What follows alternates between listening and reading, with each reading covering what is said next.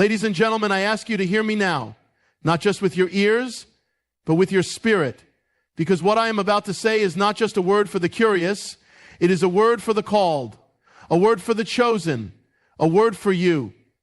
The winds are changing. The ground is trembling. That which seemed unshakable is now being shaken. God said, "The time of shaking has come. Are you ready?" Shaking is God's mercy, not his judgment. That idea may seem strange at first, especially when the ground beneath us trembles, when everything familiar begins to fall apart. But there is a deeper truth hidden in the tremors. In Scripture, we often associate shaking with wrath or punishment. Yet, many times, the shaking is not to crush us, but to call us. It is God's voice echoing through the noise, beckoning us to return to him before it's too late. When life shakes, it exposes what we've built our lives upon. It reveals what's strong and what's weak, what's real and what's illusion. And God allows this shaking not to destroy us, but to deliver us from the very things that cannot stand. A world without shaking would be a world where people continue in their own way, comfortable in their illusions, unaware they are walking toward destruction. So the shaking is not cruelty, it is grace. Think of it this way. When a house has a weak foundation, the cracks aren't visible until pressure is applied. The shaking doesn't cause the flaw, it reveals it. In the same way, God allows the shaking of our lives to reveal what we've trusted in. It may be success, money, relationships, reputation, or even religion without intimacy. When these things fall, it feels like loss. But in heaven's eyes, it's mercy. Because when they fall, we have the chance to build again, this time on the unshakable rock. Kristen didn't see it at first. The job loss, the health scare, the betrayal, it all felt like punishment. She wondered what she did wrong. But in the stillness that followed, she began to hear the whisper. God wasn't punishing her. He was inviting her to rebuild her life on something deeper, something eternal. And as she responded, she realized the shaking had cleared away the debris of distraction. It made space for a new foundation. We often ask God to bless what we've built, but sometimes he loves us too much to do that. Instead, he lets it fall so he can rebuild it with us, stronger, pure, eternal. That's mercy. Judgment comes when God stops shaking and lets a person continue in their path untouched.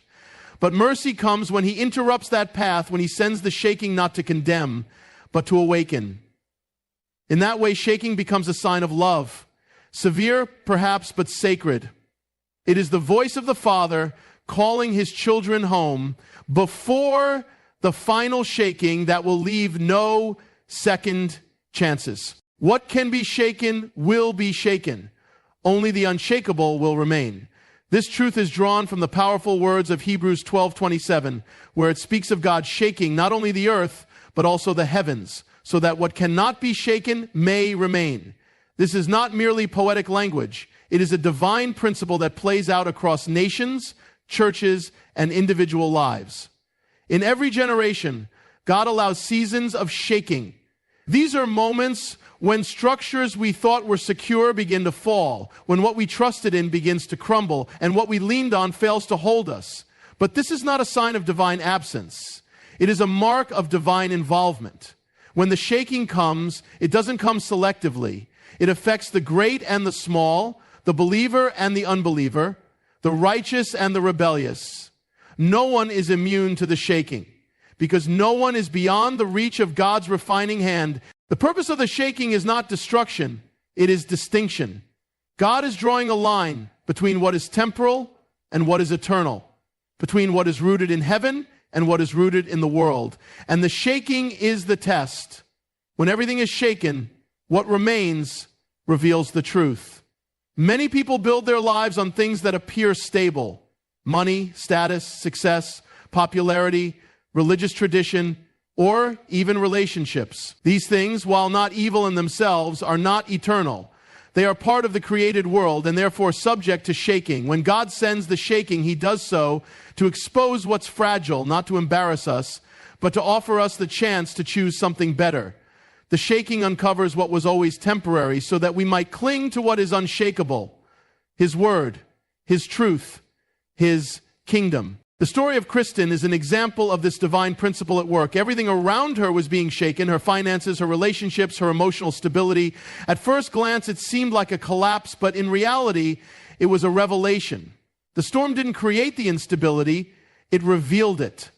And once the dust settled, Kristen was left face to face with one question: what remains? And what remained was her faith.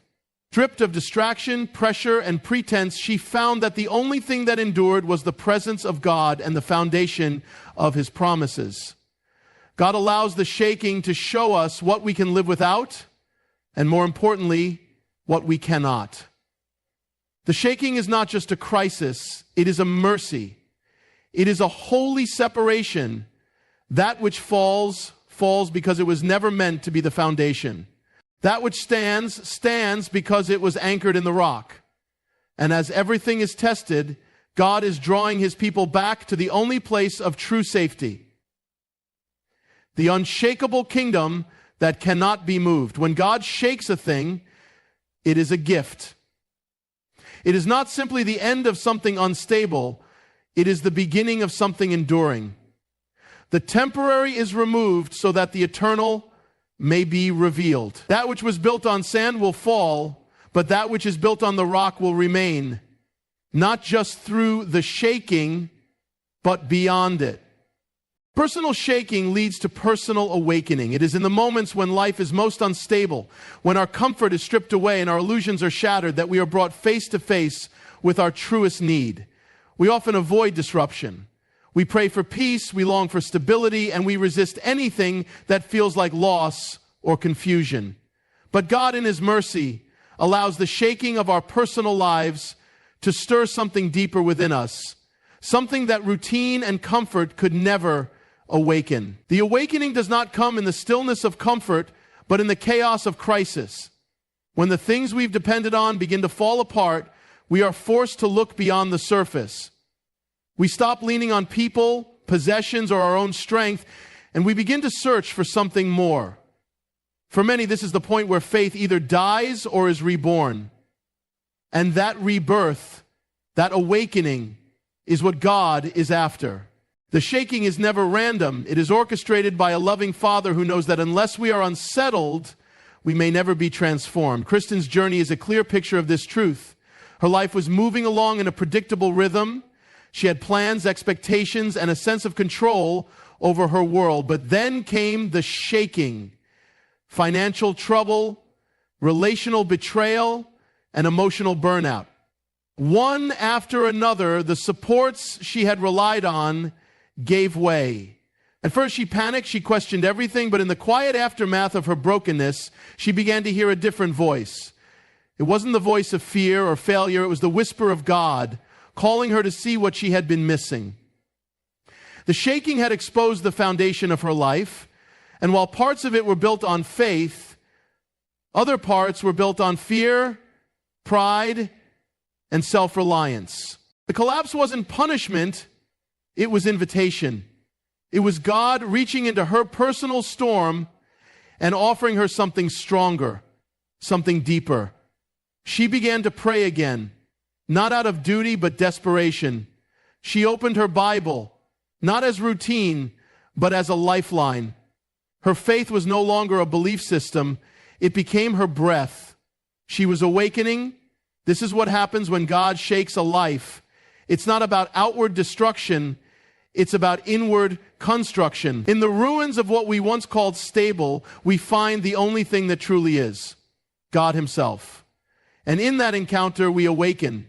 Our spiritual senses are sharpened. We begin to see with clarity, to discern what really matters. We realize we were asleep to the things of eternity, distracted by the temporary. But the shaking jars us awake. God is more interested in our transformation than our temporary comfort. He will allow the shaking because He loves us too much to leave us asleep. And through the process, something new is born. Clarity, conviction, and a closeness with Him that cannot be shaken. The personal storm becomes the place of personal revival. And in that place, what begins as loss ends as life. God uses shaking to redirect our focus. When everything in life seems to collapse or fall out of order, it is not always an attack from the enemy or a consequence of sin. Often, it is God himself allowing or orchestrating the shaking so that our eyes would turn from the things of earth and back to the things of heaven. Human nature is prone to drift. We start with pure intentions and passion for the Lord, but over time, distractions creep in. Comfort becomes our God, routine replaces intimacy, and survival overtakes purpose. In these moments, God allows a divine disruption to wake us up and shift our focus. When a person begins to build their life on temporary things, career, approval, wealth, achievements, it may look like success on the outside, but inside, the soul begins to starve. We become spiritually nearsighted, focusing only on what we can see, touch, and control. But we were never created to be satisfied by temporary things. So, when God sees us placing our hope in what will eventually fail us, he steps in with mercy. And that mercy often looks like the shaking is not designed to humiliate us, but to heal us. It shakes loose the things that were never meant to hold us. It strips away the illusions of control and self-sufficiency. In that process, we are left with clarity, a revelation of what matters and what doesn't. This clarity is what brings about a redirection. God does not shake to leave us broken, but to realign us with his heart and his purpose. Kristen lived this truth. She was once deeply passionate for God, but as life progressed, the busyness and responsibilities began to cloud her spiritual vision. She still loved the Lord, but her priorities had shifted.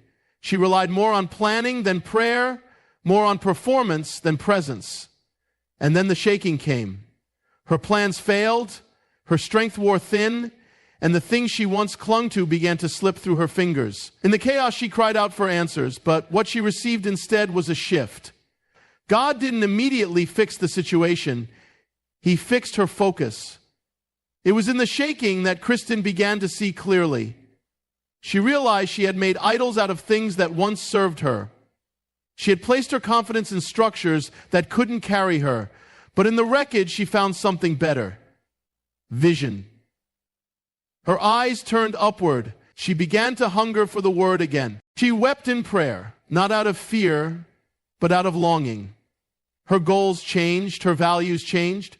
What she once pursued faded in the light of what now captivated her heart, God himself. Shaking is heaven's tool for spiritual recalibration. It calls us to lift our eyes from the temporary and fix them on the eternal. It is not God turning against us, but God turning us back to himself. He loves us enough to interrupt our distractions, to remove what is lesser so we can behold what is greater. The shaking is a summons to realign, to refocus, and to return to the one who never moves. When all you have is God, you discover he is enough. It's a truth that sounds simple when life is full, when everything is going according to plan, and when faith is easy. But this truth becomes real, deep, and transformative when all the other supports of life have been stripped away. It is in the place of loss, of emptiness, of desperation, where this revelation takes root. Not in theory, but in living experience. Life has a way of making us believe we need God plus something else to be whole. God plus financial security. God plus good health. God plus a strong support system. God plus a steady career. But these things, as good as they are, were never meant to be our foundation. They are blessings, but not the source of life. And when life begins to shake, when those things are removed or fail us, we come face to face with the raw question, is God really enough? Kristen found herself in that place. Everything she had built her life upon began to crumble. The relationships she thought would always be there shifted. The stability she had in her finances disappeared. The dreams she clung to seemed to fall apart before her eyes. And in the beginning, she panicked. She felt abandoned, even by God. But what she didn't realize at first was that she was being led into a sacred place, a place where everything else had to fall so she could see what had been there all along, the presence of God. In that solitude, in the silence, Kristen began to encounter God in a new way. Not through the blessings he gave, but through who he is. She discovered that his presence could bring peace when everything else brought anxiety. She learned that his word could speak louder than the voices of fear and confusion. She found that his promises were not dependent on circumstances, and that even when everything was uncertain, he remained constant. That revelation changed her. The shaking didn't remove her faith, it refined it. It didn't destroy her, it delivered her from the false security she didn't realize she had trusted in. This kind of discovery doesn't come when life is easy. It comes when you're walking through the fire and everything else has burned away except him. It's in those moments that worship becomes real, prayer becomes breath, and the word becomes food. You don't just believe God is enough. You know it deep in your bones because you've lived it. The one who was all you had turned out to be all you ever needed. God allows these moments not to punish, but to purify, to reveal that he is not just part of the answer, he is the answer. When you're left with nothing but God, you discover that you were never left with less. You were led to the source of everything. And in him, there is peace, strength, joy, and hope that this world can neither give nor take away. This is the time to rise, not to sleep. The moments we live in are not ordinary. They are marked by a shaking, a stirring, a divine urgency that calls for awakening. Too often, people settle into spiritual slumber, comfortable in routine, lulled by distractions, and unaware of the shifting seasons around them. But God's shaking is a call to wakefulness, a summons to stand up and step into the purpose he has for this hour. Spiritual sleep is dangerous because it blinds us to reality. When we are asleep, we fail to see the storms approaching or the opportunities unfolding. We become passive spectators instead of active participants. We drift through days without discernment or passion, missing the moment God has placed us in. The shaking that happens in our lives and in the world is not just chaos, it is a signal. It is God's alarm clock ringing, meant to rouse us from our slumber. Kristen's story reveals this truth. Before the shaking, she was drifting. She was going through motions, but her heart was distant from God. The comfort of familiarity had numbed her spirit. When the shaking came, through trials, losses, and challenges, she was forced to confront her spiritual state. The shaking broke through her apathy. It was a painful but necessary push to rise from the dead places of her soul, from complacency, and from the illusions of security she had embraced. The choice to rise is a choice of the will. God will not force us awake. He invites us. He warns us, but the decision to respond is ours. To rise means to engage, to seek God earnestly, to pray fervently, and to walk boldly in faith despite uncertainty. It means shedding the heavy cloak of fear and doubt and putting on the armor of hope and courage. It means refusing to let the shaking produce despair, but instead producing strength. The scriptures often speak of awakening and rising in the last days. This is not just ancient prophecy. It is a present reality. The shaking is revealing who is truly ready and who is still asleep. It is testing the faith of believers and the hearts of nations. Those who rise will find themselves standing firm, equipped for the challenges ahead. Those who remain asleep risk being overwhelmed by what is coming. God's promise to those who rise is powerful. He says he will be their strength, their refuge, their light in the darkness. He will guide their steps and renew their spirits. But the promise comes with responsibility. The time to prepare is now. The time to awaken is now. The time to rise is now. This is a call to every heart that hears it. Do not ignore the shaking. Do not shrink back into sleep. The hour is urgent. The time to rise and stand firm in faith, hope, and love is here. This is the moment to embrace your calling and to walk in the victory that comes from God alone.